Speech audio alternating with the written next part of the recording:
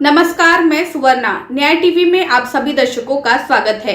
Court roundup की खबरें अब विस्तार से। राजस्थान हाईकोर्ट जयपुर ने कहा है कि एक जनहित याचिका में याचिकाकर्ता अपने द्वारा लगाए गए आरोपों के संबंध में कम से कम एक बुनियादी सबूत पेश करने से छूट नहीं है। चीफ जस्टिस अकील कुरैशी और जस्टिस सुदेश बंसल की खंडपीठ ने कहा, अन्यथा भी हम पाते हैं कि लंबी दलीलों वाली याचिका कथन में लंबी है लेकिन सामग्री में कम है। याचिका में लगाए गए आरोपों के लिए सहायक साक्ष्य की आवश्यकता होती है। ये तक कि एक जनहित याचिका में याचिकाकर्ता को अपने द्वारा लगाए गए आरोपों के संबंध में कम से कम एक बुनियादी सबूत पेश करने से छूट नहीं है। सुप्रीम कोर्ट ने माना है कि छोटी और व्यावसायिक मात्रा का निर्धारण करते समय तटस्थ पदार्थ की मात्रा को बाहर नहीं किया जाना चाहिए और आपत्तिजनक दवा के वजन की वास्तविक सामग्री के साथ विचार किया जाना चाहिए।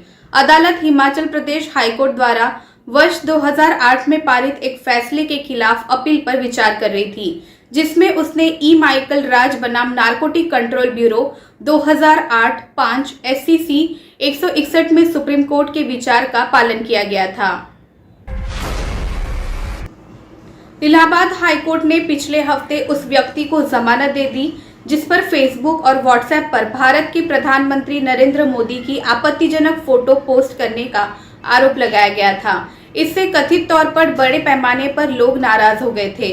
न्यायमूर्ति कृष्ण पहल की खंडपीठ ने उसे अपराध की प्रकृति, अभियुक्त की मिलीभगत के बारे में रिकॉर्ड पर सबूत, भारत के संविधान के अनुच्छेद 21 के बड़े जनादेश को ध्यान में रखते हुए जमानत दी। पंजाब और हरियाणा हाईकोर्ट में पंजाब और हरियाणा राज्य सरकारों ने परमवीर सिंह सैनी बनाम बलजीत सिंह और अन्य में सुप्रीम कोर्ट का आदेश लागू करने के लिए एक समय सीमा प्रस्तुत की।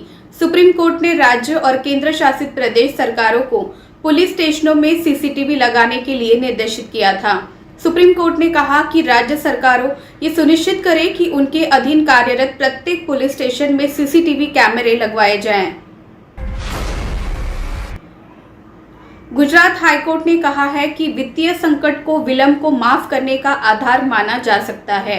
जस्टिस AP ठाकर की पीठ ने कहा, कानूनी रूप से तय प्रस्ताव के रूप में पक्षकारों और देश की मौजूदा आर्थिक स्थिति के मद्देनजर वित्तीय संकट को विलंब के माफी के आधारों में से एक माना जा सकता है।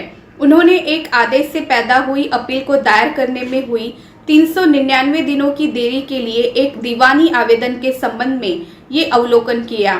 फैसले में आवेदक को वाद संपत्ति में तीसरे पक्ष के हित को स्थानांतरित करके पृथक करने या निर्मित करने से रोका गया था।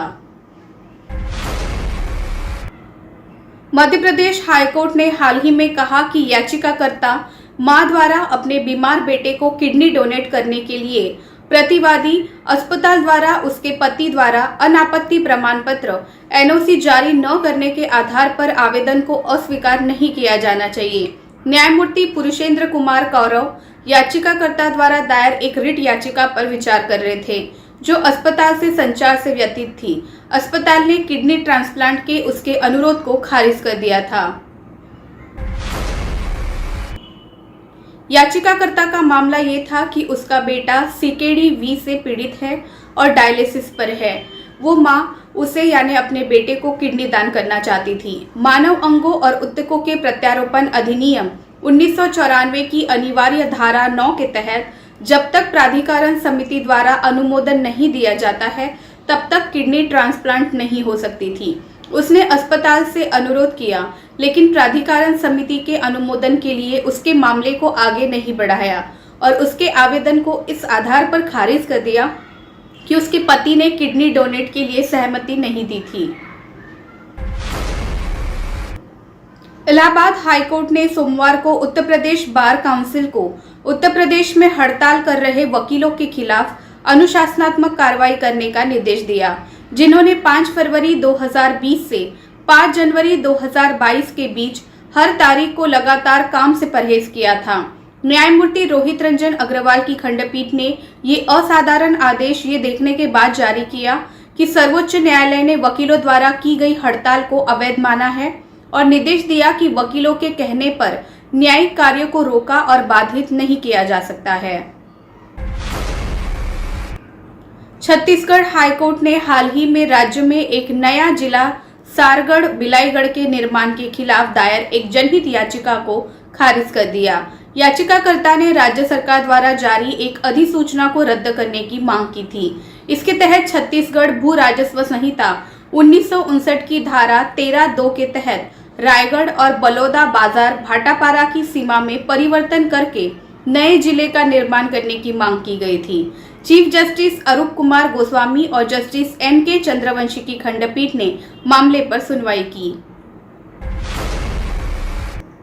जस्टिस शील नागू और जस्टिस आनंद पाठक की खंडपीठ दरअसल बंदी प्रत्यक्षीकरण की प्रकृति की रिट याचिका को खारिज करने के आदेश के खिलाफ अपीलकर्ता यानी याचिकाकर्ता द्वारा दायर एक रिट अपील पर विचार कर रही थी।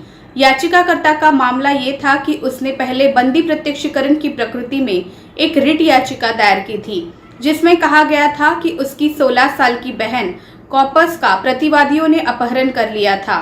नंबर 5 से नंबर 8 पुलिस ने उसे कोर्ट में पेश किया, जहां उसने अपने माता पिता के साथ रहने की इच्छा जताई।